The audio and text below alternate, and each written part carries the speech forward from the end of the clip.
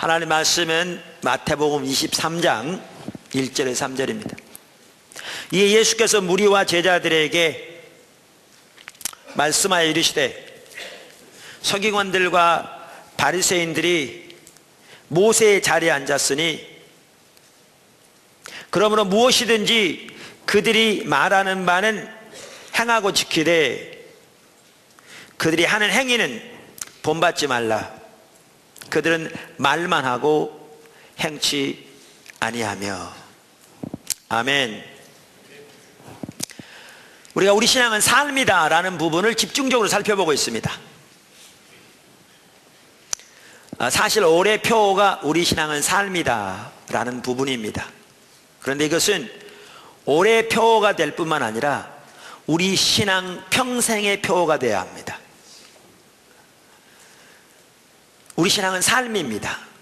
그리고 우리가 이미 살펴본 대로 하나님은 우리를 판단하시되 우리의 삶을 보고 판단하십니다. 우리의 삶이, 우리의 행동이 우리가 하나님에 대해서 뭘 믿는가, 혹은 우리의 지금 현재 영적인 상태가 어떤 상태인가 등 우리 신앙의 모든 진실한 면을 그대로 드러냅니다. 항상 우리는 우리의 삶의 관점에서 우리 자신을 살펴보아야 합니다. 아멘. 자, 그래서 우리 신앙은 삶이다 라는 부분을 몇 주 동안 살펴보고, 우리 신앙이 삶이 되어지려면 가장 중요한 부분이 뭐냐 하면 날마다 하나님과의 만남이 이루어져야 합니다. 그게 피엘로의 삶입니다. 그러니까 날마다 하나님 앞에서 하나님 예배하며 하나님이 기다리는 중에 하나님의 뜻과 의중을 발견하고 하나님의 말씀을 묵상하는 것도 거기에 다 포함됩니다. 그리고 그 일에 온 사람으로 동참하는 것, 순종하는 것, 그게 피엘로의 삶인데, 지난주 살펴본 것처럼 이것이 가장 중요한 요소라 제가 지난 주간에 그 부분을 살펴보고 앞으로 이 부분을 좀 더 살펴보겠다 이렇게 말씀을 드렸습니다. 그래서 오늘 그 부분을 살펴봐야 되는데 문제가 생겼습니다. 저에게.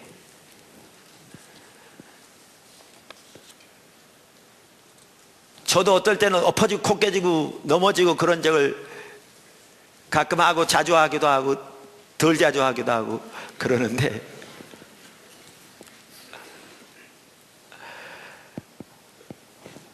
그러면서 하나님이 저에게 딱 비추신 게요, 제가 지금 큐티를 최근에 잘 안 하고 있는 게 비춰졌어요. 다시 말하면 피엘로의 삶을 잘 안 살고 있는 게 비춰졌어요. 그러면 저는 안 살면서 제가 말씀 전하면 저는 바리새인 되는 거거든요.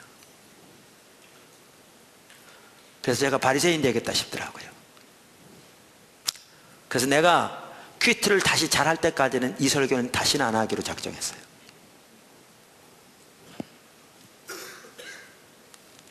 청교도들은 자기가 살지 않는 것은 설교 안 했대요. 물론 저는 목사지, 저는 직장인은 아니고 사업하는 사람은 아니니까 내가 모든 것을 동시에 할 수는 없으니까 내가 하는 것만 설교할 수는 없겠지만 하나님의 말씀을 전하는 자니까.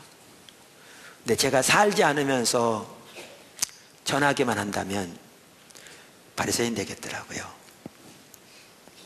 그래서 기도하고 고민한 중에 제가 제 자신을 좀 더 추스리는 시간도 필요하고 주님 더 따라가도록 힘쓰고 하면서 하나님의 인도를 따라 오늘 나눌 말씀이 바리새인의 영이라는 말씀입니다.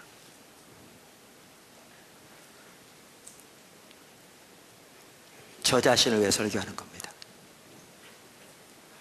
근데 제가 이 설교를 준비하다 보니까, 구체적으로 이렇게 준비하다 보니까 이게 저뿐만이 아니라 우리 포도나무 교회 지체들에게도 절박하게 필요한 말씀인 것을 알게 됐습니다. 그래서 우리 신앙은 삶이다 라는 부분을 몇 주간 살펴보고 넘어왔는데 아니라니까 다시 그래 바꾸시킨 겁니다. 그래서 오늘 성경을 토대로 바리새인의 영에 대해서 살펴보기 원합니다. 바리새인의 영이라는 말은 성경에 나와 있지 않습니다. 제가 만든 말입니다. 여기에 영이라는 말은 영어로 말하는 스피릿이라는 말인데, 뭐 바리새인의 영이라는 이름을 가진 귀신이 있다, 그 얘기 전혀 아닙니다. 제가 말하는 바리새인의 영이라는 말은 바리새인의 자세, 바리새인이 가지고 있던 신앙관, 바리새인이 가지고 있던 삶의 태도이라는 것을 가리킵니다. 제가 말하는 바리새인의 영을 성경은 뭐라고 표현하고 있냐면 바리새인의 누룩이라고 표현하고 있습니다. 성경은. 예수님은 제가 오늘 말하는 바리새인의 영이라는 말을 바리새인의 누룩이란 말로 여러 차례 말씀하셨습니다. 그 바리새인의 영을 살펴보면서 우리 자신의 삶을 살펴보고 우리가 이 시점에서 어떻게 어디로 나가야 할 것인가를 다시 한번 점검해 보는 그러한 시간이 되기를 예수님의 이름으로 축원합니다. 첫째, 바리새인의 영의 가장 큰 핵심은 말만 하고 행치 않는 것입니다. 바리새인의 영의 가장 큰 핵심은 말만 하고 행치 않는 것입니다. 이걸 다른 말로 표현하면 다른 사람은 가르치면서 자기 자신은 가르치지 않는 것입니다. 그걸 또 다른 말로 표현하면 하나님의 진리를 자기 삶 속에 적용하지 않는 것입니다. 그게 바리새인의 영의 가장 큰 핵심입니다. 오늘 본문이 그것을 잘 보여줍니다. 오늘 본문은 여러분 보시면 알겠지만 예수님이 지금 오늘 읽은 이 본문은 제자들과 무리들에게 하신 말씀입니다. 1절 보십시오. 예수께서 무리와 제자들에게 말씀하여 이르시되, 그러니까 많은 사람들이 예수님을 따를 때 그 무리들을 향해서 말씀하실 뿐만 아니라 예수님은 이 말씀을 자기 제자들에게 하셨습니다. 12제자들을 포함한 자기 제자들에게. 그러면서 뭐라고 말씀하셨냐면 서기관들과 바리새인들이 모세의 자리에 앉았으니 그러므로 무엇이든지 그들이 말하는 바는 행하고 지키라, 이렇게 말씀하셨습니다. 여러분 잘 아시다시피 바리새인들과 서기관은 누구보다 성경적인 지식이 뛰어난 사람들이었습니다. 그 당시에 서기관이 되려면 기본적으로 모세 오경을 암송했어야 서기관이 될 수 있었습니다. 그 이후에도 그들의 직업이 날마다 성경을 연구하고 묵상하고 암송하는 것이었습니다. 뿐만 아니라 그들의 교리는 정통적이었습니다. 정통적이었습니다. 뭘 보면 알 수 있느냐? 예수님의 말씀을 보면 알 수 있습니다. 만약에 그들이 교리적으로 잘못되었다면 예수님이 자기 제자들에게 저들이 하는 말을 반드시 다 지키고 행하라, 이렇게 얘기했겠습니까? 여기 헬라어에 나온 그 단어를, 그 의미를 설명하기 위해서 영어 NIV 성경은 must라는 단어를 사용하고 있습니다. 이건 대단히 강력한 명령입니다. 반드시 그렇게 해야 한다는 겁니다. 그래서 예수님이 그렇게 말씀하신 겁니다. 자기 제자들에게. NIV 보면 You must obey them.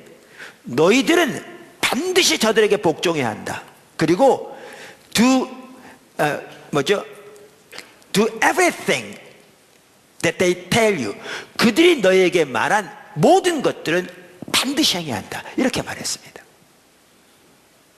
이걸 보면 그들이 교리적으로 잘못된 게 아닌 걸 볼 수 있습니다. 그런데 그들에 대해서 이렇게 말씀하셨습니다. 예수님이 그들은 말만 하며 행치 않는 자들이다. 이게 바리새인의 영입니다. 말만 하며 행치 않는 자들이다. 이게 바리새인의 영입니다. 우리는 로마서 2장 17절 이하에서도 이 부분을 잘 볼 수 있습니다. 로마서 2장 17절 이하는 사도 바울이 그 당시 유대인들이 자기 자신들에 대해서 어떻게 생각하고 있는 바를 기록한 내용입니다. 우리가 과거에도 여러 번 보았습니다. 로마서는 학자들마다 의견이 약간 다르지만 약 서기 55년경에 쓰여졌습니다. 예수님이 사역하신 게 서기 30년경이니까 불과 25년 차이입니다. 그러니까 이 구절을 보면 예수님 당시의 종교 지도자들이 자기 자신들에 대해서 어떻게 생각했는가를 엿볼 수 있습니다. 여기서 이렇게 말합니다. 2장 17절. 그러니까 우리말은 끝까지 읽어봐야 알잖아요. 2장 17절부터 20절까지 연결된 거거든요.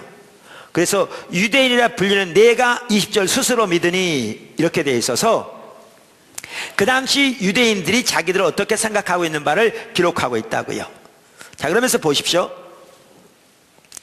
유대인이라 불리는 내가 율법을 의지하며 하나님을 자랑하며 율법의 교훈을 받아 하나님의 뜻을 알고 지극히 선한 것을 분간하며 맹인의 길을 인도하는 자여 어둠에 있는 자의 빛이여 율법에 있는 지식과 진리의 모본을 가진 자로서 어리석은 자의 교사여 어린아이의 선생이라고 스스로 믿으니 이처럼 그들은 자신들을 생각했습니다. 놀라운 일이죠. 그렇게 생각해도 전혀 지나침이 없을 만큼 최소한 외적으로 그들은 그러한 모양을 가지고 있었습니다.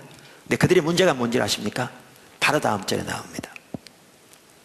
그러면 다른 사람을 가르치는 네가 네 자신은 가르치지 아니하느냐. 이게 바리새의 내용입니다. 이게 바리새의 내용입니다. 무서운 겁니다.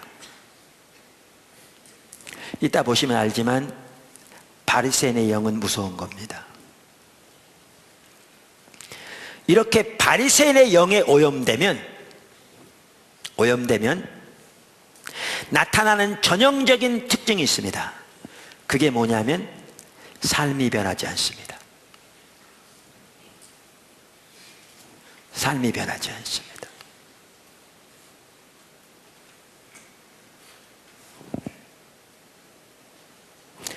하나님의 말씀을 가지고 그 앞에 자기 자신의 모습을 비춰볼 때, 특별히 삶의 관점에서 자신의 모습을 비춰볼 때 자신의 현실을 볼 수가 있습니다.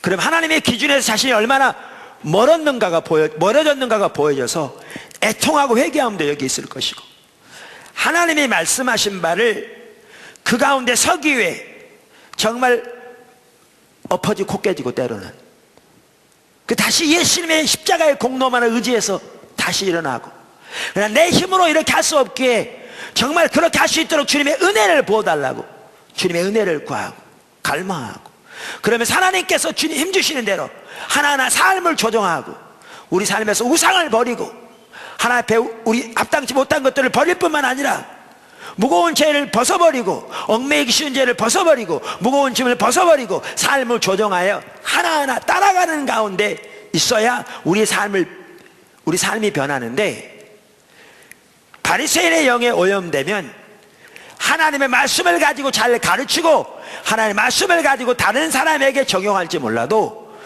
다른 사람을 가르치되 자기를 가르치지 아니하는, 말만 하고 행치 아니하는, 하나님의 말씀을 자신의 삶에 비춰보지 않기 때문에 나타나는 결과가 뭐냐면 삶이 안 변하는 겁니다. 삶이 안 변하는 겁니다.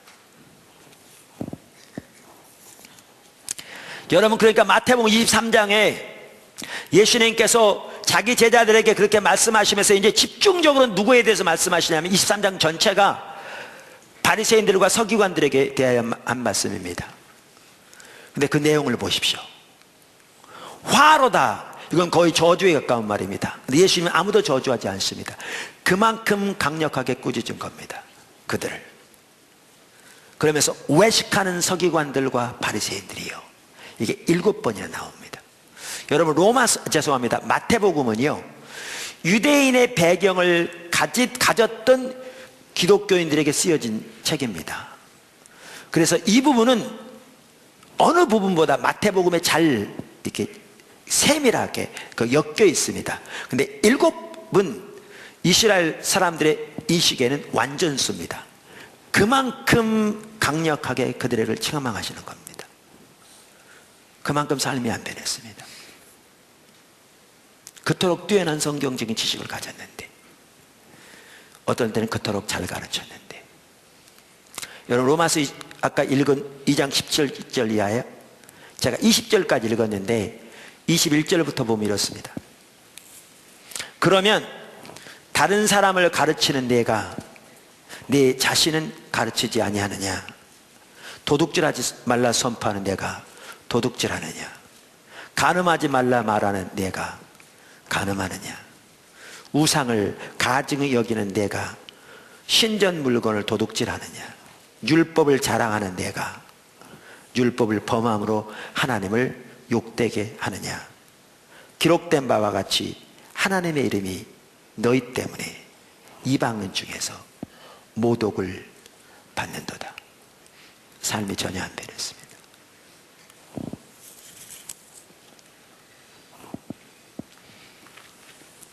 여러분, 제가 오늘 설교는 저를 위해서 한다고 그랬는데, 그 설교를 준비하다 보니까 우리에게 주신 말씀이라고 그랬는데, 여러분이 예수님 믿은 지 5년, 10년, 20년, 30년 되었는데 지금 여러분의 삶이 변하고 있지 않다면 여러분은 바리새인의 영에 오염된 겁니다. 그 바이러스 걸린 겁니다.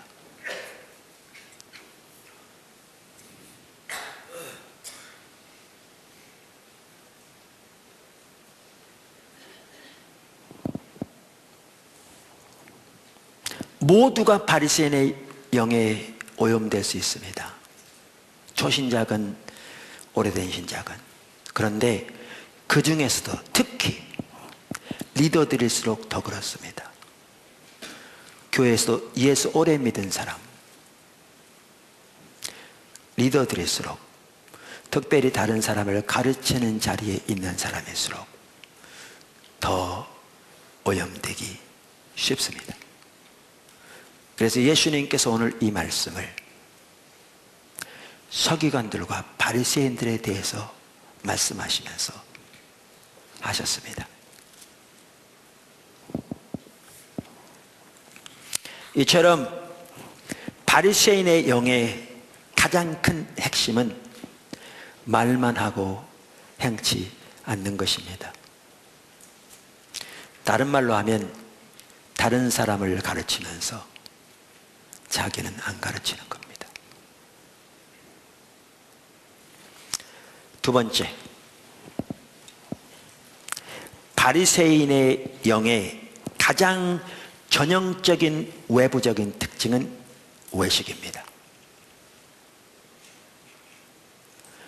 바리새인의 영의 가장 전형적인 특징은 외식입니다.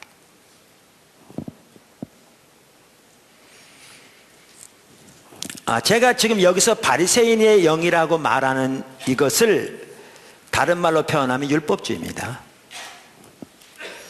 그 율법주의의 전형적인 열매들 내지 특징들을 더 상세하게 전체적으로 보시기 원하시면 제가 쓴 십자가의 복음이라는 책을 참조하십시오. 제가 오늘은 그 중에서 몇 가지 핵심적인 내용들만 지금 살펴보고자 합니다.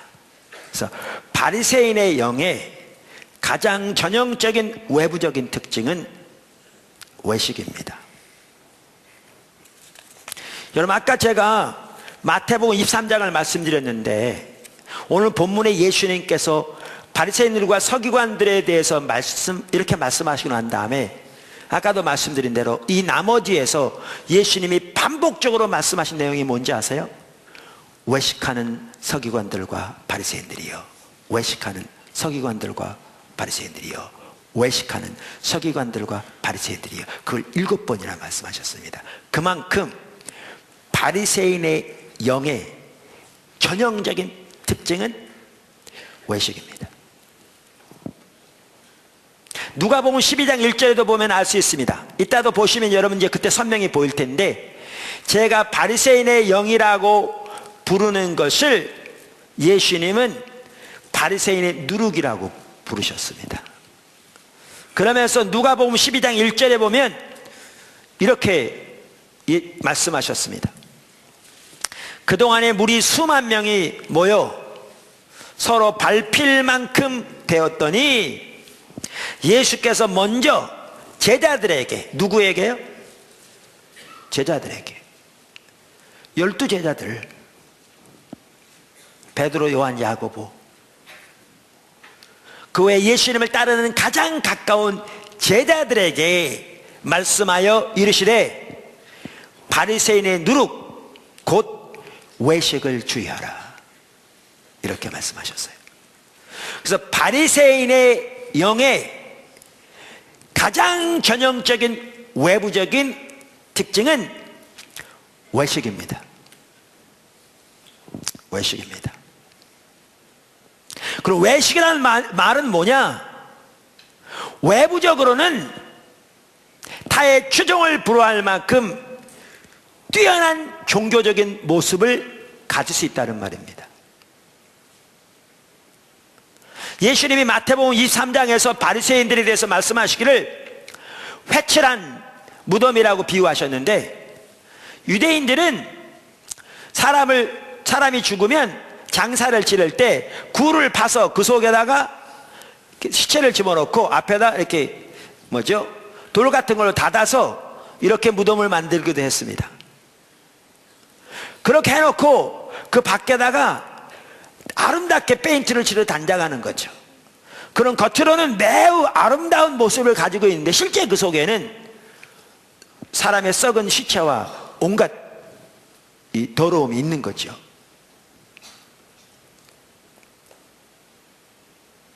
바리새인들이 우리가 잘 아는 바와 같이 외적으로는 뛰어난 종교적인 모습을 가지고 있었습니다.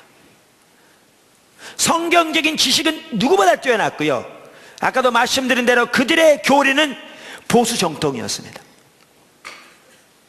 뿐만 아니라 전통적으로 내려오는 그 종교적인 규례와 규칙들을 누구보다 잘 지켰습니다.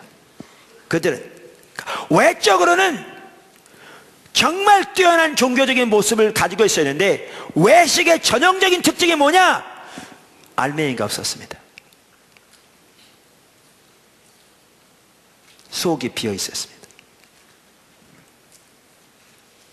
껍데기뿐인 거죠.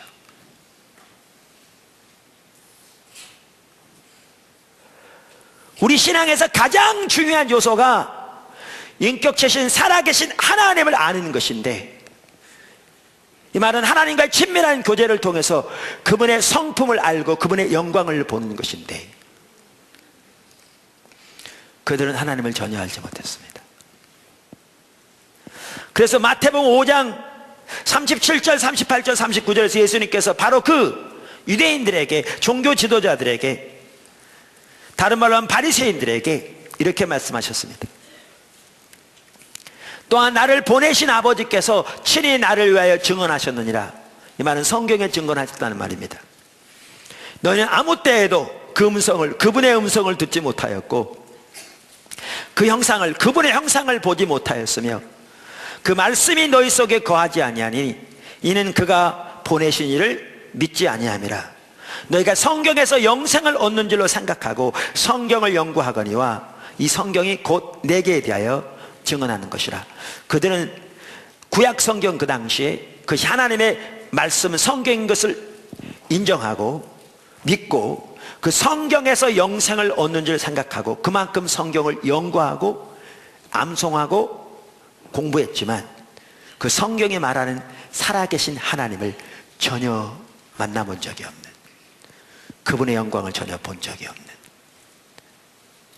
그분을 전혀 개인적으로 알지 못하는, 그분의 음성을 들어본 적이 없는, 뿐만 아니라 그들은 그 시대를 향한 하나님의 목적을 전혀 알지 못했습니다. 마태복음 16장 1절 이하에 이렇게 말씀하셨습니다.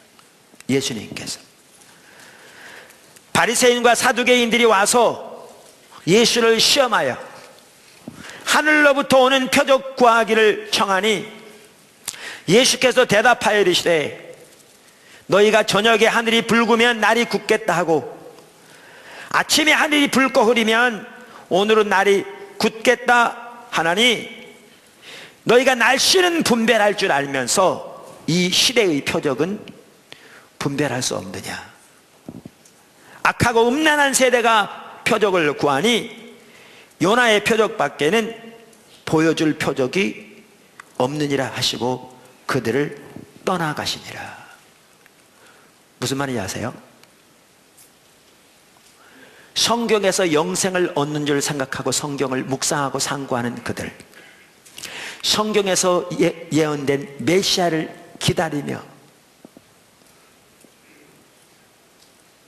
기다린다고 자부하는 그들.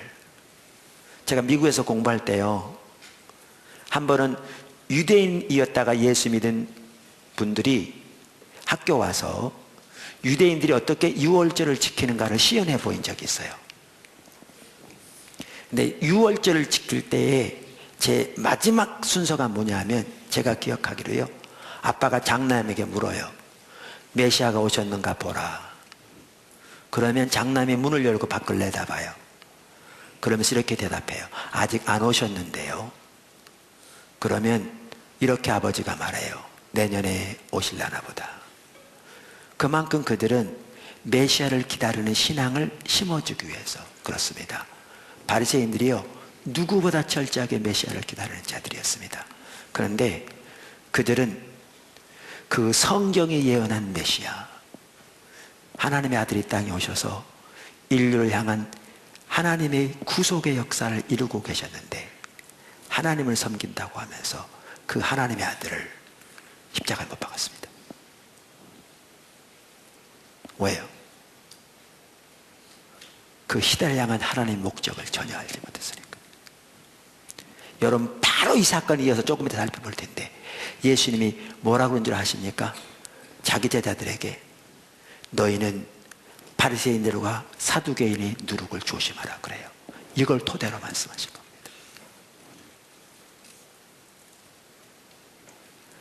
껍데기는 정말 뛰어났는데, 정말 뛰어난 종교적인 모양을 가지고 있었는데 알맹이가 비어 있었습니다.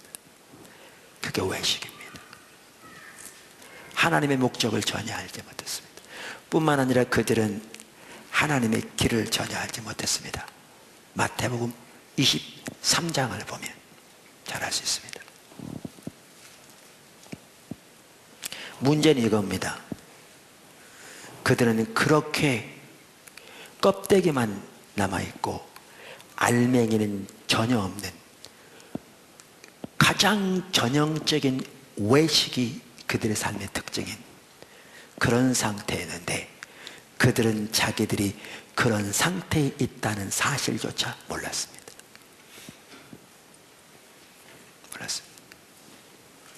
그들은 자기들이 하나님을 모른다는 것을 상상하지도 못했고요, 하나님의 목적을 모른다는 것을 꿈에도 생각하지 않았습니다. 그런 상태인데, 왜요? 하나님과의 관계에서 떠나면 영적인 눈이 어두워지게 돼 있고, 영적인 눈이 어두워지면 하나님의 관점에서 절대 볼 수 없기 때문에 그토록 심각한 상태인데도 그들은 그 사실을 전혀 몰랐습니다.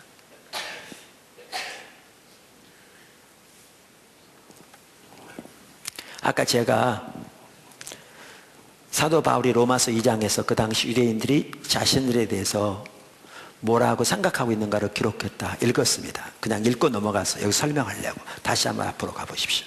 로마서 2장 17절이야. 17절. 유대인이라 불리는 내가, 여러분 이게 아무것도 아닌 것 같죠? 우리는 잘 몰라요. 이 구절을 읽어도 유대인이 아니라. 근데 유대인들은 세계 모든 인류를 두 종류로 나눕니다.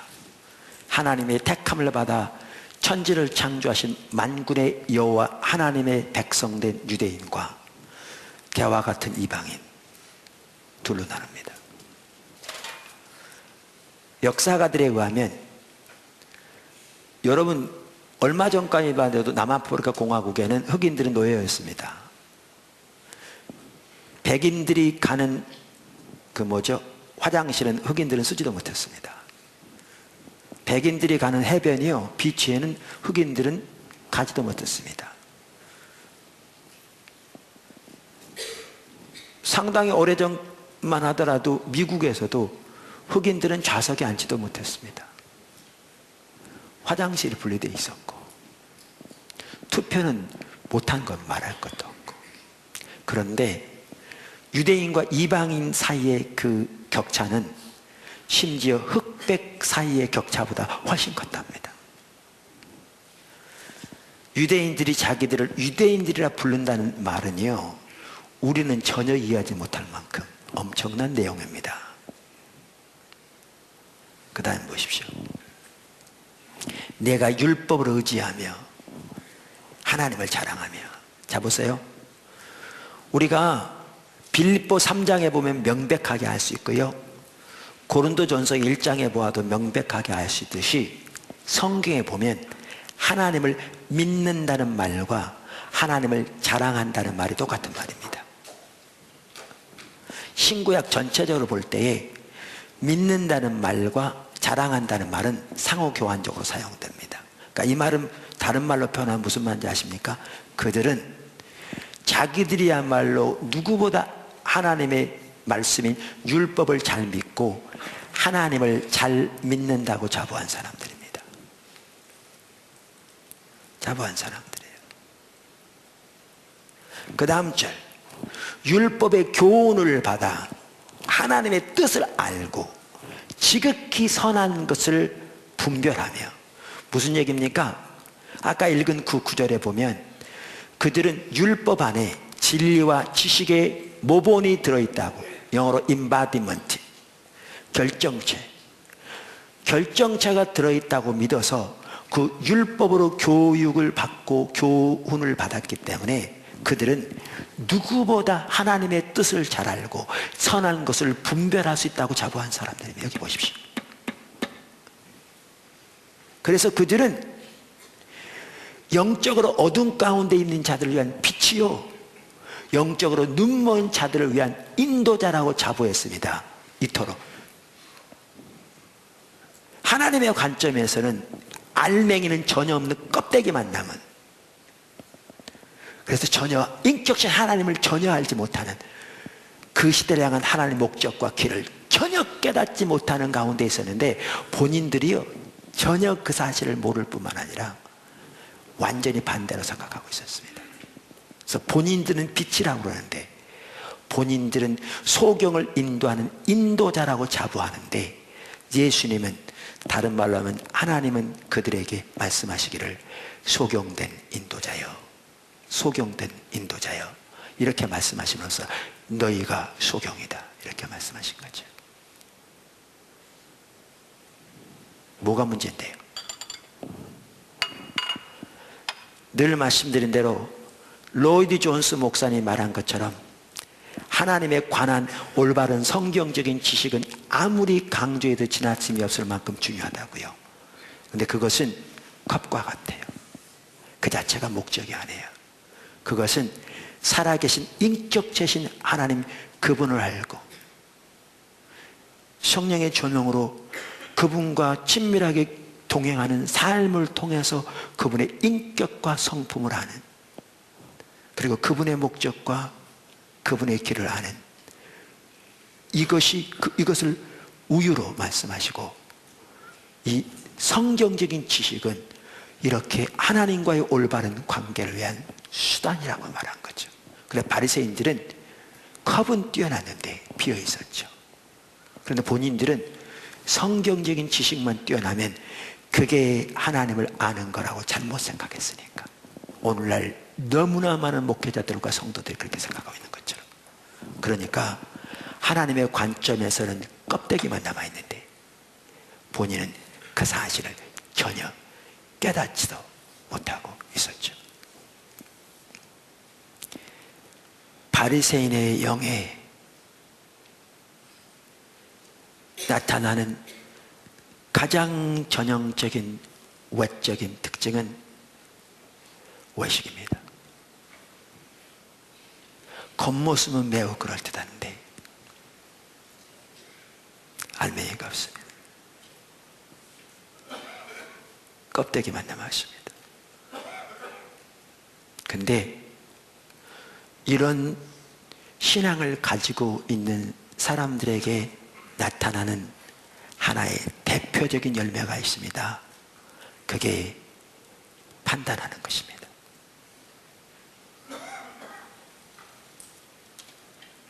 그게 판단하는 것입니다. 대표적인 열매입니다. 다시 한번 제가 읽겠습니다. 아까 누가복음 마태복음 16장. 예수님께서 이렇게 말씀하셨습니다. 바리새인들과 사두개인들이 와서 예수를 시험하여 하늘로부터 온 표적 보여주시기를 청하니. 그러니까 예수님께서 그렇게 말씀하시고 난 다음에 4절에 악하고 음란한 세대가 표적을 구하니 요나의 표적밖에는 보여줄 표적이 없느니라 하시고 그들을 떠나가시니라. 유일하신 생명의 근원, 유일한 구원자가 그들을 떠나가신 겁니다. 근데 이 사건이 있는 다음에 예수님이 바로 하신 말씀이 뭔지 아십니까? 바로 그 다음 절부터 보십시오. 이 사건을 토대로 말씀하신 겁니다. 이 사건을 토대로 바로 말씀하시기를 5절부터 이렇게 말씀하시죠.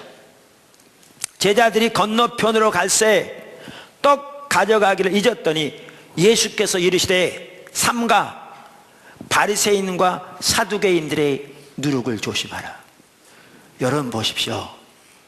지금 예수님이 바로 지금 읽은 이 사건, 이들이 가지고 있는 신앙의 자세, 이들이 가지고 있는 신앙의 태도, 이들이 가지고 있는 신앙의 행실을 말씀하시면서 저들의 누룩을 조심하라 이렇게 말한 겁니다. 자기 제자들에게, 자기 제자들에게. 처음에 그 제자들은 이 말이 뭔 말인지 몰랐습니다. 그러니까 성경을 읽어보시면 떡을 한 덩이밖에 안 가져왔어요. 아, 내가 떡을 안 가져와서 예수님이 그러셨나 이렇게 생각했다고 읽어보시면, 그러니까 주님이 그러세요. 보리떡 5개 물고기 2마리 몇 명 먹였냐? 5,000명 먹였는데요. 그러니까 지금도 모르냐? 아직도 못 깨닫겠느냐? 이게 내가 떡을 말하는 게 아님을. 그래서 이제 나중에 이렇게 말씀하신 겁니다. 11절에 그 마태복음 16장 11절에 내가 어찌 내가 말한 것이 떡에 관함이 아닌 줄을 깨닫지 못하느냐? 오직 바리새인과 사두개인의 누룩을 주의하라 하시니 그제서야 제자들이 떡의 누룩이 아니요 바리새인과 사두개인들의 교훈을 삼가라고 말씀하신 것을 깨달음이라. 여기 보시면요, 이 누룩이 바리새인과 사두개인의 교훈을 말하는 것이라고 말해요. 근데 여러분 잘 들으십시오. 이 교훈은 교리를 말하는 게 아닙니다. 왜냐하면요, 교리를 말한다면 바리새인과 사두개인의 교리는 완전히 다릅니다. 바리새인은 구약성경 전체를 하나님의 말씀으로 믿었고요, 사두개인들은 모세 오경만 믿었기 때문에 사두개인들은 부활도 천사도 믿지 않았습니다. 그러니까 만나면 그거 가지고 싸웠습니다.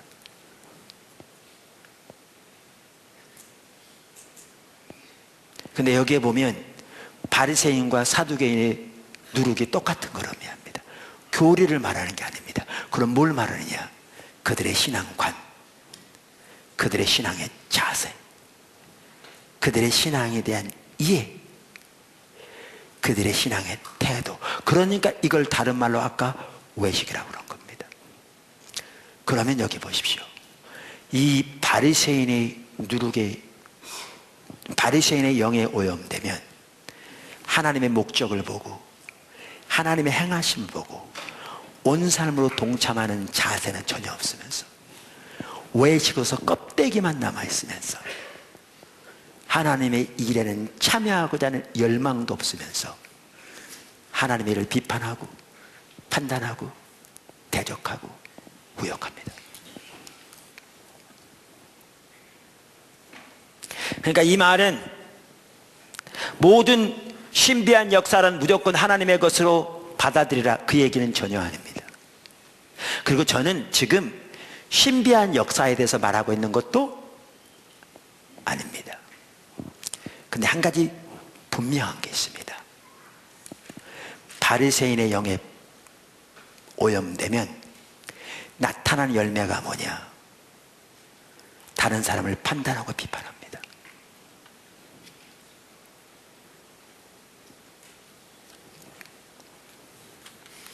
제가 지난주에도 어떤 한 분과 상담하면서 그런 얘기도 했는데요. 제가 전에도 나눴지만 제가 주님을 집중적으로 구하면 주님을 더 알게 해주세요. 예배하고 또 하나님의 말씀 묵상하고, 어떨 때는 충분히 그렇게 못한 것 같이 느껴지면 잠자리에 들면서도 주님을 더 알기 원하는 마음이 있어서 잠이 깊이 안 들고, 그렇게 주님 앞에 애통하고 주님을 찾으면 다른 사람이 안 보입니다. 다른 사람이 안 보인다는 말은 왜 안 보이겠습니까? 이분이 저런 상태에 있는 게 보이고 저분이 저런 상태에 있는 게 보이고 저분이 저런 상태에 보이겠죠. 그러나 제가 그렇게 찾고 있으면 전혀 비판하는 자세가 아니고요. 그러니까 목사가 필요하지. 그러니까 저들이 나의 도움이 필요한 거지. 이런 마음의 자세가 듭니다. 근데 제가 주님을 그렇게 집중적으로 찾지 않으면 사람만 보입니다. 왜 저 양반은 아직도 저러고 있나? 왜 저 사람은 포도나무 꾼지 몇 년 된 저거밖에 안 되나? 저 사람은 지금 예수님이지 몇 년인데 저러고 있나? 다른 사람만 보입니다. 근데 한 사람에게만 그런 자세가 있다고 해도 병든 겁니다, 나는. 근데 주님을 찾지 않으면 그런 점만 보입니다. 여러분, 오늘날 자기는 정말 애통함으로 주님을 따라가지 않으면서, 그래서 정말 하나님의 관점에서 자기의 삶이 비춰진 걸 볼 때 이거는 완전히 껍데기밖에 없다는 것이 보여져서 정말 주님 앞에서 가슴을 쳐서 회개하면서 내 힘만 가지고 절대 될 수 없게 하나님은 은혜를 부어달라고, 엎어지 코 깨질지 몰라도 예수님의 십자가의 공로만을 의지해서 다시 일어나서 내 속에 어떠한 선한 것도 없음을 다시 인식하고, 그러니까 예수가 나의 의된 것을 다시 붙잡고 일어나서 주님 도와달라고, 주님 은혜를 부어달라고 그렇게 구해야 하는데, 그렇게 전혀 구하지 않으면서 다른 사람만 보는, 오늘 한국교회가 썩었어. 목사들이 썩었어. 큰 교회 목사들은 다 대기업 총수와 같아. 포도나무 교회 봐. 본질을 얘기하는데 성도들이 하는 짓거리를 봐. 이런 말을 함부로 하고 있는 사람이요, 너무너무 심각하게 철저하게 바리새인의 영에 오염된 사람들입니다.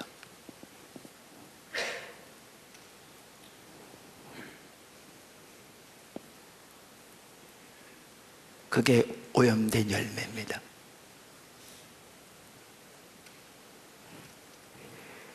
바리새인의 영에 오염되지 않았다면 그런 자세가 절대로 나올 수 없습니다.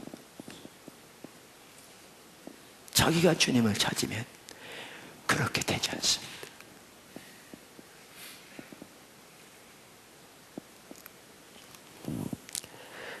그런 차원에서 오늘날 우리들의 상태를 보면 정말 심각합니다. 저의 상태, 포도나무 교회의 상태, 더 나아가 우리나라의 교회의 상태를 보면 정말 심각합니다.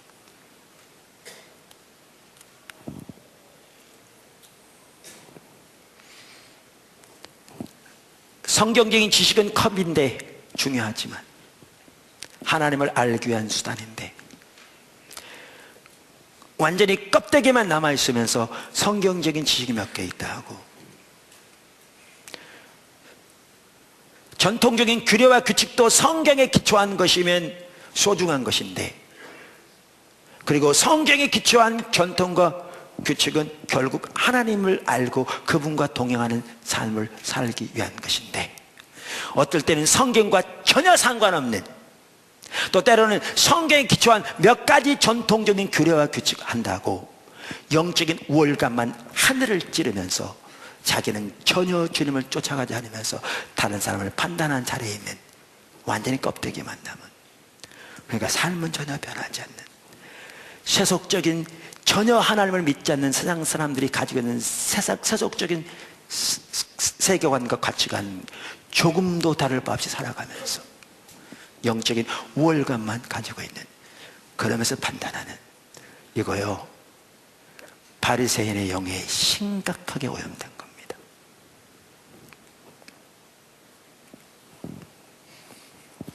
마지막으로 세 번째, 죄송합니다, 네 가지가 있습니다. 세 번째, 바리새인의 영은 전념성이 매우 강합니다. 무섭습니다. 바리새인의 영은 전념성이 매우 강합니다. 지금 세계가 에볼라 바이러스 때문에 골치를 앓고 있습니다.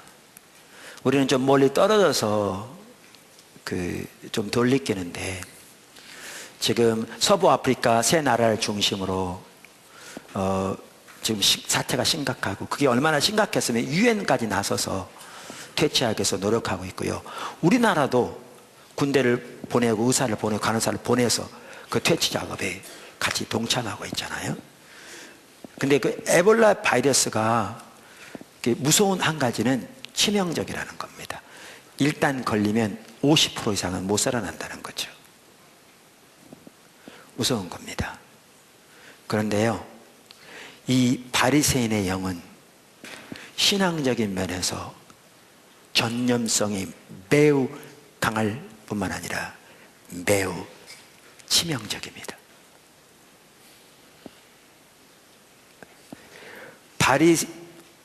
바리새인의 영에 감염되면 신앙적으로 그 결과는 치명적입니다.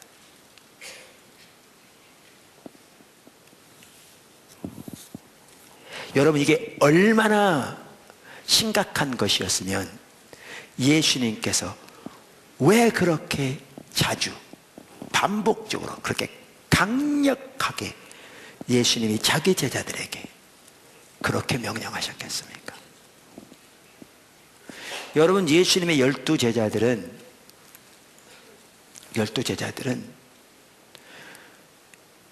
우리처럼 그저 말씀을 읽고 감동받는 정도가 아니라 말씀의 근원 되시는 예수님의 입으로부터 나오는 권세 있는 말씀을 들은, 그리고 그것으로 교육받은 제자들입니다. 그뿐만이 아닙니다. 귀가 따갑도록 들은 사람들입니다. 여러분, 성경은 성령의 감동으로 쓰여졌는데 그저 가만히 그들이 있더니 하나님의 성령께서 그들에게 불러져 쓰여진 것 줄 아십니까? 아니요. 수많은 내용들은 그들이 귀가 따갑도록 들었기 때문에 다 외웠을 것이고요, 하나님의 성령께서 예수님의 말씀을 생각나게 하셔서 기록하게 하신 것입니다. 뿐만 아니라 그들은 예수님을 통해서 행하시는 그 엄청난 기적과 표적들, 그것을 자기 눈으로 직접 목도할 뿐만 아니라 그 셀 수 없는 하나님의 역사들을 직접 경험한 그들입니다. 예수님이 그들에게 이렇게 반복적으로 그렇게 강력하게 경고하신 겁니다. 아까 마태복음 16장에 나오는 똑같은 사건의 내용이 마가복음 8장에 나옵니다. 그러니까 사두개인들과 바리새인들이 예수님께 나중에 예수님 시험할 때, 표적을 보이라고 할 때, 예수님이 그들을 떠나신 다음에 배를 타고 제자들과 함께 가시면서 바리새인들과 사두개인의 누룩을 조심하라, 아까 그 마태복음 16장에 그 사건, 똑같은 사건이 마가복음에는 8장에 기록되어 있습니다. 그 똑같은 사건이. 그 마가복음 8장 15절에서 예수님께서 이렇게 말씀하십니다. 예수께서 경고하여 이르시되, 제자들에게 하신 말씀입니다. 12 제자들에게 경고하여 말씀하셨다고 하신 만큼 그만큼 강력하게 말씀하신 겁니다. 그러면서 삼가 바리새인들의 누룩과 헤롯의 누룩을 조심하라. 아까 거기는 바리새인과 사두개인의 누룩이라고 했는데 지금은 바리새인과 헤롯의 누룩이라고 그럽니다. 보십시오. 교훈이라고 그랬는데 교리를 말하는 게 아니라고요. 아까 외식이라고 말했고, 이거는 삶의 자세와 신앙에 대한 이해와 신앙의 태도와 가치를 말하는 거라니까요. 바리새인도 가지고 있든 사두개인도 가지고 있든 헤롯도 가지고 있든. 그러면서 그토록 강력하게 예수님이 자기 12 제자들에게 경고하신 겁니다. 왜? 바리새인의 영에 오염되면 치명적이기 때문에 그렇습니다. 신앙적으로. 여러분이 부모가 바리새인의 영에 오염되면 그 가정은 신앙적으로 치명적입니다. 교회가 바리새인의 영에 오염되면 그 교회는 치명적이 됩니다. 신앙적으로. 국가가 바리새인의 영에 오염되면 그 나라의 하나님의 역사는 치명적으로 고칩니다. 그런데 심각한 게 그겁니다. 바리새인의 영은 대단히 강력한 전염성을 가지고 있습니다.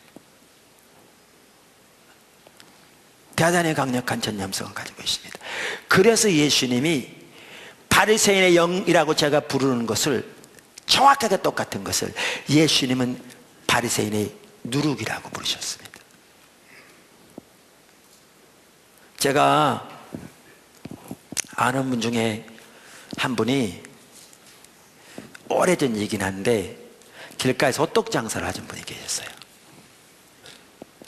이렇게 포장마차 해놓고. 그분이 이렇게 보면요, 밤에 오면 그 다음날 쓸 반죽을 해요. 이렇게 큰 다라에다가 호떡을 많이 팔려면 이제 많이 하잖아요. 그러면 밀가루 사다가 반죽을 해요. 반죽을 한 다음에 어떨 건 줄 아세요? 그 전날 쓰던 반죽을 다 안 써요. 요만큼 남겨요. 손님이 있어도 이만큼 남기고요, 그 큰 다라에 반죽을 해놓은 다음에 어제 쓰고 남은, 거기는 이스트가 들어있는 거예요. 그 반죽을 여기다 딱 집어넣어요. 한쪽에다. 그리고 덮어놓고 따뜻한 데 놔둬요. 그럼 하룻밤만 지나면요, 그 어제 밤에 반죽한 그 전체가 이스트가 퍼져요. 누룩이 퍼져요. 근데 예수님은 바리새인의 영을 바리새인의 누룩이라고 그러셨어요. 누룩은 그만큼 강력한 전염성이 있기 때문에 하나님 나라를 누룩이라고도 비유하셨고, 예수님은 또한 여기는 바리새인의 영을 누룩이라고, 바리새인의 누룩이라고 말씀하셨어요. 아까 제가 말씀드린 대로 부모가 바리새인의 영에 오염되면 가정이 심각하다고, 치명적이라고 그러는데 무슨 말인지 아십니까? 종교적인 껍데기와 모양만 있으면서 그 알맹이는 비어 있으면서 그 잣대를 가지고 자녀들을 재고 그 잣대를 가지고 자녀들에게 종교적인 외식하는 신앙생활을 강요하는 이런 가정이요, 끝납니다. 애들 상처뿐이고요, 절대로 올바로 될 리 없고요, 오히려 더 적대적이 되고요, 하나님에 대해서. 마지못해서 어렸을 때는 교회 나올지 모르지만 그런 자세로 올바른 신앙이 될 리가 없고요. 그 과정 끝입니다. 영적으로는. 교회가 바리새인, 이건 대단한 전념성이 있다니까요.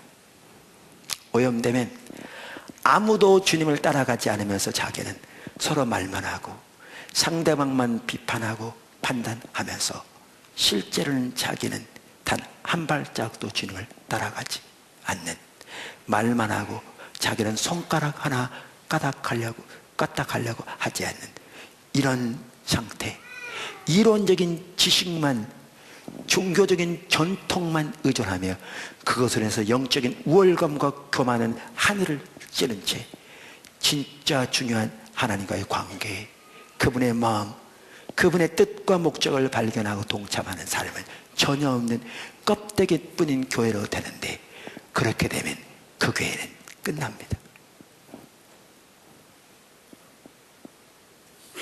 끝납니다.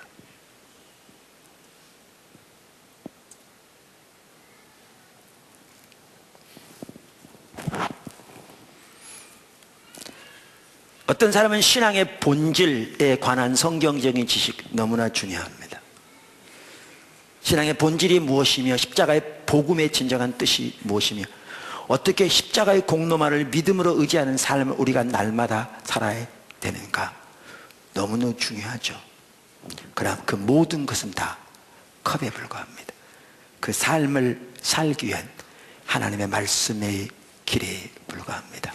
그런데 그 삶은 전혀 살지 않으면서 그렇게 하나님을 알고 존재를 다하여 사랑하며 그분 앞에 나의 모든 삶이 내려지는 삶은 전혀 살지 않으면서, 그리고 그분의 목적을 보고 내 온 삶으로 동참하며 그렇게 하기를 열망하고 그것 때문에 고민하며 찾는 삶은 전혀 되지 않으면서 그 성경적인 지식 몇 개 알았다고 영적인 우월감만 가득해서 다른 성도와 다른 교회를 판단하고 자기는 잘한 것처럼 우월감을 가지고 비판하는 자세에 가득하다면 그게 너무나 심각하게 바리새인의 영에 오염된 증표요.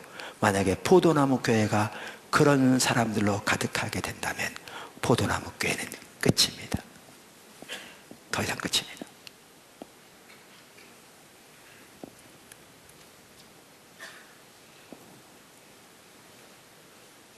하나님 임재는 거칠 것이고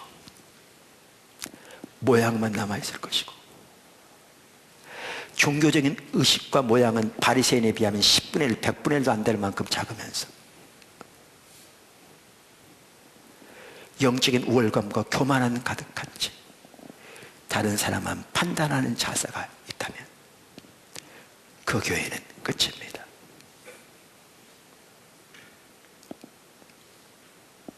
치명적입니다. 에볼라 바이러스가 치명적이듯이 바리새인의 영은 신앙적으로 치명적인 바이러스입니다. 근데 전념성이 매우 강합니다. 매우 강합니다.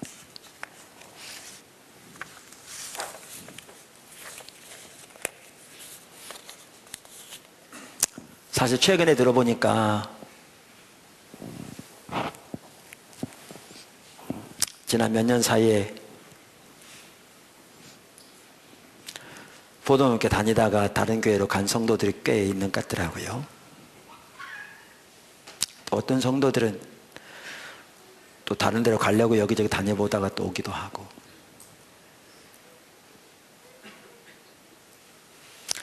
몇 년 사이에 다른 교회 간 분들 중에서 이렇게 정말 정당한 이유로 또 섬기기 위해서 또한 불가피한 사정으로 이렇게 이사 때문에 간 분들도 있습니다. 근데 제가 말하고자 하는 바는 이겁니다. 방황하는 사람들의 가장 근본적인 이유는 바리새인의 영에 오염됐기 때문에 그렇습니다. 자기가 주님 찾지 않기 때문에 그런 사람은 자기의 문제는 전혀 보지 못한 채 모든 책임을 상대방에 있는 것처럼 보기 때문에 이만큼도 변하지 않으면서 판단하는 자세만 가득합니다.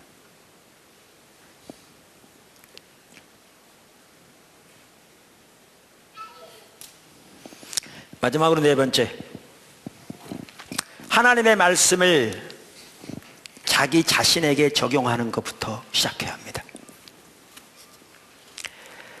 바리새인의 영의 그 바이러스를 이기려면 얼마나 그것이 심각한 영적인 발이었으면 예수님이 자기 제자들에게 그렇게 반복적으로 그렇게 강력하게 경고하셨겠습니까? 12제자들에게.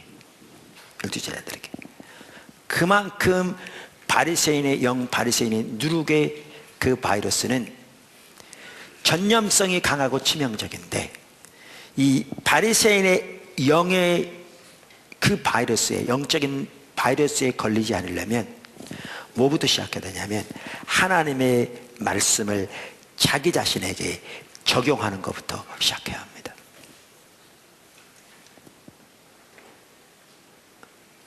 그것부터 시작해야 합니다. 여러분, 한편으로는요, 예수님과 바리새인의 차이가 매우 작은 것부터 시작되는 거 아세요? 바리새인들은 말만 하고 행치 않았습니다. 그런데 예수님은 자기가 먼저 행하고 말씀하셨습니다.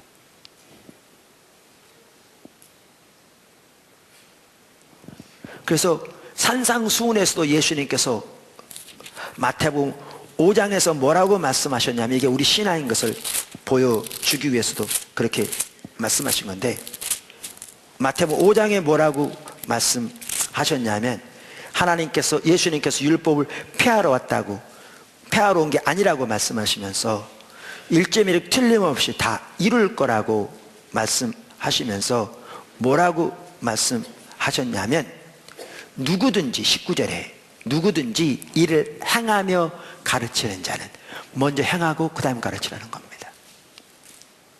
예수님이 그랬습니다. 그래서 예수님이 기도만 하더라도 누가복음 11장 1절에 보면 이렇게 나옵니다.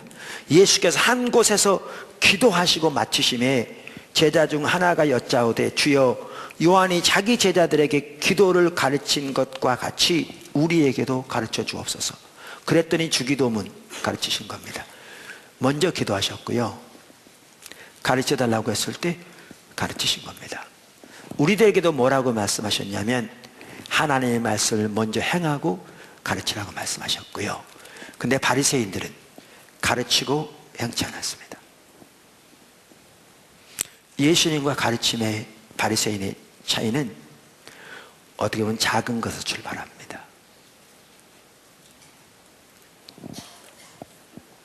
그러므로 우리는 하나님의 말씀을 우리 자신에게 적용하는 것에서부터 시작하셔야 합니다. 여러분, 이 말을 다시 말합니다. 오늘 본문 다시 보십시오. 이렇게 나옵니다. 2절, 서기관들과 바리새인들이 모세의 자리에 앉았으니 그러므로 무엇이든지 그들이 말하는 바는 행하고 지키라. 여러분, 오늘날 우리는 이렇게 하기 쉽습니다. 예수님, 저 바리새인들 저건 문제입니다. 외식하는 자들입니다. 말만 번지르하게 살아있는 자들입니다. 탐심이 가득하고 돈 좋아하고, 그리고 어느 누구 과부를 등쳐먹었다는 거 아닙니까? 실제로 그랬거든요. 그들 성경에 보면. 그들이 얼마나 돈을 좋아하는지 성경의 맹세하면 안 지켜야 되는데 돈의 맹세하면 지키라고, 그런 자들입니다. 기도는 사람들에게 보이기 위해서 자기 기도 많이 하냐 드러내기 위해서 하고, 그렇게 욕할 수 있어요. 오늘날 수많은 사람들이 그렇게 할 겁니다. 문제는 뭔지 아세요? 그렇게 말했다면 그도 똑같이 바리새인의 영에 오염된 자입니다. 똑같이 전혀 주님을 안 따라가는, 자기는 저들보다 결코 낫지 않은데 자기 속에는 들보는 보지 못하고 상대방 속에 있는 티끌을 보는, 그들보다 절대 낫지 않은 동일한 바리새인의 영에 오염된 자들입니다. 예수님께서 제자들에게 바리새인의 영을 삼가 조심해라, 내가 너에게 강력하게 명령한다, 그 바리새인의 누룩을 조심하라. 그러면서 하신 말씀이 뭐냐? 너희는 저들이 하는 말은 반드시 다 지키고 행해라. 저들의 삶은 본받지 말게. 이게 우리가 해야 할 일인 겁니다. 이게 여러분, 제가 자주 말씀드리는 것처럼 엘리 제사장 밑에서 사무엘이 자라났습니다. 사무엘은 나중에 그 세대를 하나님께 돌이킨 자입니다. 하나님께서 그 세대를 하나님께 돌이키는데 사용하신 사람입니다. 근데 그 사무엘이 엘리 밑에 자라났습니다. 우리가 잘 아는데 엘리와 엘리 아들들 신앙에 철저하게 타락했고요, 엘리뿐만 아니라 그 시대가 신앙에 철저하게 타락해서 뭐가 참다운 신앙인지도 모른 채 철저하게 하나님을 떠나 있었기 때문에 우리가 여러 번 살펴본 대로 하나님이 엘리와 그의 가문을 심판하셨고 그 당시 이스라엘을 심판하셔서 엘리 두 아들 전쟁에서 전사하고, 엘리도 그 소식 듣고 목이 부러져 죽고 언약궤 빼앗기고 4만 명 이상이 죽임을 당하고, 그때부터 수년 동안 이스라엘은 블레셋의 지배를 받는, 간섭을 당하는 그러한 심판이 온 그러한 시대입니다. 근데 그 어두운 시대에 사무엘이 자라나되 엘리 밑에 자라났습니다. 그런데 성경에 보면 엘리 악행을 말하면서, 엘리와 그 시대의 악행을 말하면서 사무엘을 꼭 대조시킵니다. 대조시킵니다. 한 예를 들면 사무엘상 2장을 보십시오. 17절에 이렇게 말합니다. 그 전까지 보면 엘리 아들들의 그 제사장으로서 악행을 쭉 나열합니다. 그러면서 그 마무리로 17절에 이렇게 말합니다. 이 소년들의 죄가 여호와 앞에 심히 크면 그들이 여호와의 제사를 멸시하였습니다. 여기 소년들이라는, 그러니까 그렇지만 엘리가 98세였습니다. 그가 멸망당할 때, 심판당할 때. 그 당시에 주로 결혼을 10대 후반에 했습니다. 그러니까 그의 아들들, 그의 손자들 절대 나이 적지 않았습니다. 근데 그들을 소년들이라고 말합니다, 성경은. 그러면서 이렇게 말합니다. 이렇게 타락해 있을 때, 오늘 같으면 우리 그럴 수 있습니다. 엘리 타락했고 그 아들들 타락했고 다 타락했습니다, 이럴 수 있어요. 그렇게 말하면 똑똑한 것 같지만 자기는 저들보다 이만큼도 낫지 않은, 어떻게 보면 훨씬 더 못한, 외부적인 모양에서라도 더 못한, 그럴 텐데 사무엘을 뭐라고 하나 보십시오. 이게 17절이면 18절은 사무엘은 어렸을 때에 세마포 에봇을 입고 여호와 앞에서 섬겼더라. 하나님께 대하여 고람되어 하나님 앞에 하는 자세로 신실하게 섬기며 자라난 겁니다. 이게 필요합니다. 이게 이 시대에 필요합니다. 이 자세가 우리에게 있어야 그 바리새인의 영의 바이러스에서 우리가 보호받을 수 있습니다. 사무엘상 2장 25절에도 대조가 나옵니다. 하나님께서 하나님의 사람을 엘리에게 보내서 다가오는 심판을 말씀하신 구절이 바로 그 구절인데, 그 구절 끝부분에서 딱 맞추면서 다음 절에 사무엘 얘기가 나옵니다. 앞에 딱 그리 나오듯이 사람이 사람에게 범죄하면 하나님이 심판하시려니와 만일 사람이 여호와께 범죄하면, 죄송합니다, 엘리가 엘리 아들들이 꾸짖는 말이죠. 범죄하면 누가 그를 위하여 간구하겠느냐 하되 그들이 자기 아버지의 말을 듣지 아니하였으니 이는 여호와께서 그들을 죽이기로 뜻하였습니다. 26절 이에 사무엘이 점점 자라매 여호와와 사람들에게 은총을 더욱 받더라. 3장 2절 엘리의 눈은 점점 어두워 잘 보지 못하는 그때에 그가 자기 처소에 누웠고 3절 하나님의 등불은 아직 꺼지지 않았으며 사무엘은 하나님의 궤에 있는 여호와의 전 안에 누웠더니 그는 하나님의 임재 안에 자라났습니다. 엘리와는 대조하고 있습니다. 그 시대와 대조하고 있습니다. 그리고 하나님이 그에게 찾아오셨을 때 사무엘은 그게 하나님인 줄 몰랐습니다. 그래서 엘리를 3번 찾아가잖아요. 엘리가 하나님이 찾아오신 걸 3번째 깨닫고 하나님 앞에 올바로 엎드려 어떻게 하나님의 음성을 들으며 어떻게 하나님 앞에 올바른 자세로 엎드릴까를 가르쳐 줍니다. 그랬더니 사무엘은 엘리가 가르쳐 준 그대로 하나님 앞에 엎드려 그때부터 하나님과의 개인적인 친밀한 교제가 안에서 자라나기 시작했습니다. 여러분, 주변을 볼 것이 아니라 하나님의 말씀을 자기에게, 자기 자신에게 적용하기 시작해야 합니다. 나 혼자라도 살면 되지. 제가 지난 주일날도 얘기 나눈 것 같고 또 우리 연합 리더 비전 출입 꼭 참석하십시오. 오늘 저녁도 있습니다. 거기서 나눴습니다마는 우리들에게 가장 중요한 한 가지 요소는 하나님의 비전입니다. 주님의 뜻과 의중을 발견하는 것. 왜? 그게 있어야 그 목표를 향해 우리 삶을 드릴 수 있으니까. 근데 그 비전과 아울러 가장 중요한 것은 하나님의 마음입니다. 제가 그 이사야서 6장을 말씀드렸잖아요. 예배 시간도 말씀드렸어요. 이 예배 시간도. 이사야는 하나님의 선지자인 동시에 제사장이었어요. 그래서 하루는 제사장이 예루살렘 성전에서 제사를 드리는데 하늘문이 열렸다고요. 그리고 보좌에 앉으신 거룩하신 하나님의 영광을 보게 됐어요. 거룩함이란 뜻은 근본적으로 구별된다는 말입니다. 우리는 피조물이지만 하나님은 피조되지 않은 영원 전부터 스스로 계신 전능하신 창조주 하나님. 그분의 피조된 인간과는 세계와는 근본적으로 구별된 그 거룩하신 하나님의 영광을 보게 하신 거죠. 그리고 스랍들이 그 주의를 알면서 거룩하신 하나님을 찬양하는 모습을 보게 하신 겁니다. 그리고 그 하나님의 영광이 성전에 가득한 것을 보게 하신 겁니다. 그랬더니 그가 그 하나님의 영광 앞에 서니까 자신의 죄가 보이잖아요. 입술이 부정한 자라서 입술이 부정한 사람들 가운데 살면서 거룩한 하나님을 배웠습니다. 우리가 하나님의 임재 앞에 가야 우리 죄가 보인다고요.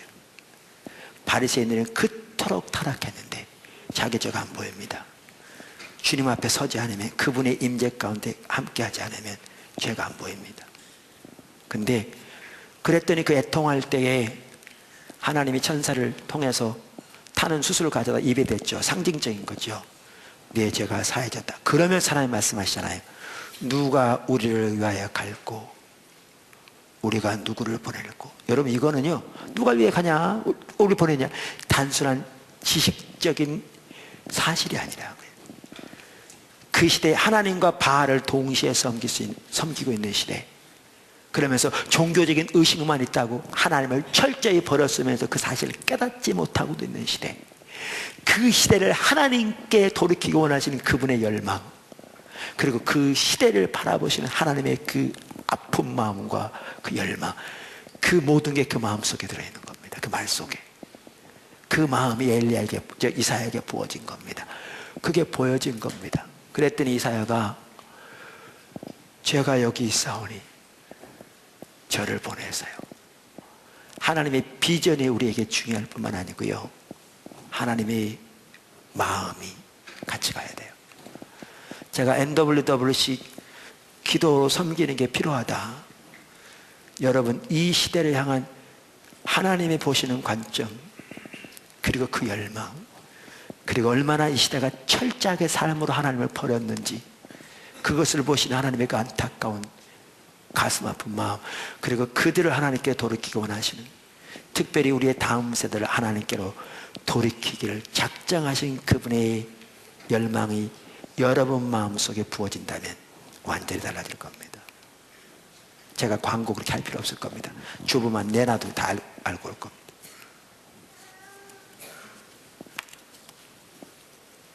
근데 그 마음이 사라지면 섬교도 형식적인 섬기만 있습니다. 그래서 같이 기도하는데 한 번은 그러시더라니까요. 하나님께서 하나님의 마음을 잃으면 너는 모든 것을 잃는 것이다. 제가 지난주에 어떤 한 분을 만났습니다. 그분이 가정 예배 드릴 때에도 이 땅의 황무함을 보소서, 어떨 때는 그 황무함을 보소서 그 찬양만 시작하면 눈물 콧물이 쏟아져서 더 이상 찬양할 수가 없는 이 시대에 그런 게 보여지니까, 그래 옆에 손자가 바라보고 할아버지 또 울어 그랬는데 지금은 그 마음이 사라지는 것 같아서 두렵다고.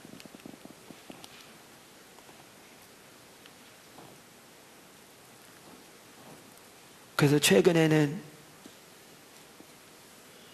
조깅을 하면서 하나님의 마음 내게 부어주소서 그 찬양만 듣고 다닌다. 여러분,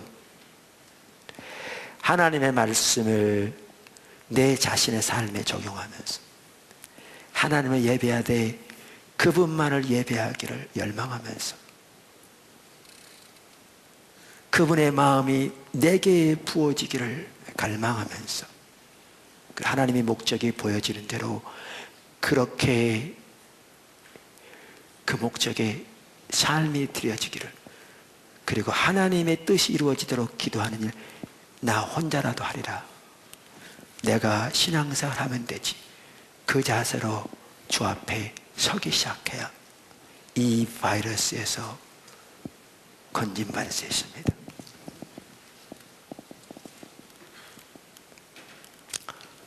오늘 아침에 저에게 예배 시간에 비춰진 게 있었습니다. 여러분의 예배 중에, 제가 말한 예배는 찬양과 경배를 말합니다. 지금 원래 찬양과 경배를 하나님 그분만을 높이고 그분만을 찬양하고 그분과의 만남이 이루어지는 게 찬양과 경배인데, 우리 마음에서 또 온 마음으로 그분만을 예배하는, 근데 여러분 지금 잘 안 되고 있습니다. 많은 분들이. 근데 안 되는 주된 이유 중에 하나가 뭔지 아십니까? 여러분이 예배 드리는 것이 일주일에 주일 한 번뿐이기 때문에 그렇습니다.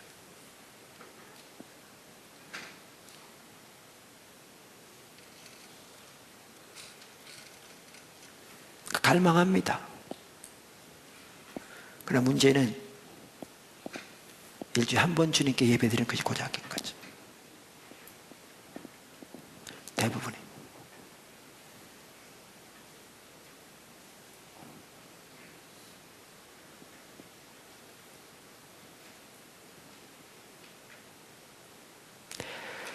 인터넷으로 설교는 들을 수 있습니다. 어떤 성도도, 우리 시대는 그런 사람은 거의 없는데, 지금 지난주에도 한 가정에 예배드리고 가다가 교통사고가 크게 났습니다. 집이 어려운 가정인데. 근데 그래서 부부가 많이 다쳤고요. 근데 아이가 같이 있는데 아이는 정말 성성하고요. 다행히. 그래서 지금 수술을 받고 1차도 받고 2차도 받아야 돼서, 근데 잘 이기고 있습니다. 그래서 보험도 많지 않고 그래서 우리가 헌금하자고 해서 헌금도 하고 있습니다. 그게 주보에 나온 내용입니다. 근데 그렇게 병원에 누워있기 때문에 예배를 못 나와서 인터넷에 예배를 드리는 건 이해가 됩니다. 그러나 설교 듣는 게 예배가 아닙니다. 왜 성경에 모이기를 힘쓰라고 그랬느냐? 주님을 찾아서 모여서 합심해서 그분을 구할 때, 그분을 예배할 때 거기에 주님의 임재가 함께합니다. 주님의 임재가 함께하는 곳에서 주님과의 교통이 이루어질 때 그분의 마음도 그분의 의중도 깨달아지고 그분의 열망도 부어지고 그분의 사랑도 깨달아지고, 그리고 그 앞에 비춰진 내 현실도 자신도 보여줘서 돌이킬 수 있는, 그리고 그러한 것들이 반복되어져야 주일날 드리는 예배도 이 예배를 통해 하나님과 더 깊은 교제가 될 겁니다. 근데 일주일 내내 자기 스스로 혼자 살아가다가 거의 주님을 찾는 시간도 없이 주일날 한 번 와서 예배를 드린들 아무리 마음으로 갈망함이 있을지는 모르지만 그 예배는 반드시 방해될 겁니다.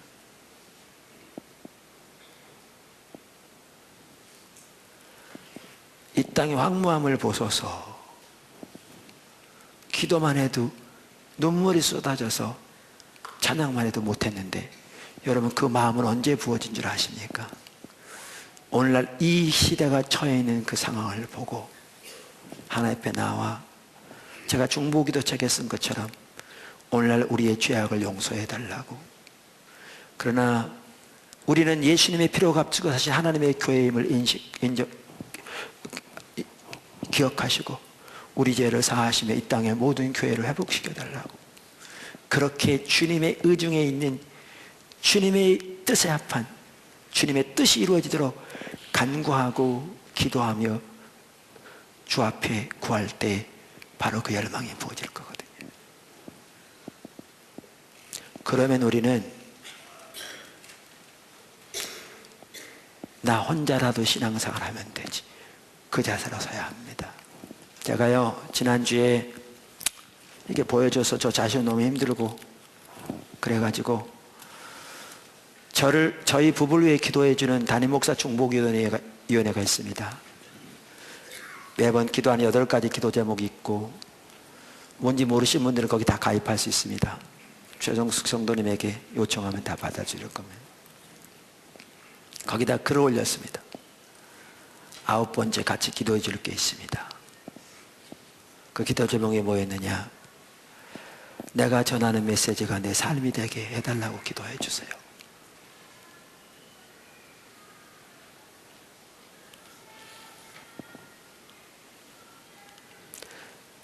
쉬운 일은 아니겠지요. 그저 기도한다고 한두 번 한다고 되는 건 아니겠지요. 근데 그게 안 되면 바리새인의 영에 오염되는 건데.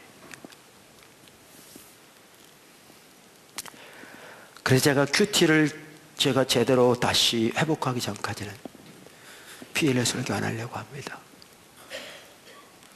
제 자신을 위해서.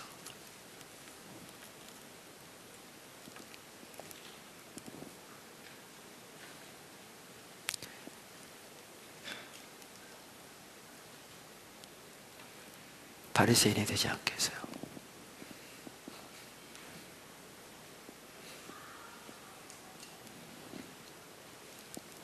오늘 저는 바리새인의 영에 대해 살펴봤습니다. 치명적인 영적인 바이러스입니다. 에볼라 바이러스보다 더 치명적인 바이러스입니다. 이 바이러스에 오염되면 가정에 오염되면 가정은 영적으로는 끝입니다. 교회가 오염되면 그 교회는 하나님의 살아계신 생명의 역사는 끝입니다. 사회가 국가가 오염되면 결과는 심각합니다. 그런데 그런 차원에서 오늘날 우리들을 본다면 정말 심각합니다. 그러면 그 바이러스를 이기기 위해서라도 나 한 사람부터 나의 신앙생활을 살리라. 나 혼자라도 내 신앙생활을 하면 되지. 그래서 실제로 기도하기 시작하고 실제로 사랑으로 섬기기 시작하고 실제로 전도하기 시작하고 실제로 성경을 묵상하기 시작하고 이렇게 시작하는 저와 여러분 되기를 주님의 이름으로 축원합니다. 기도하겠습니다.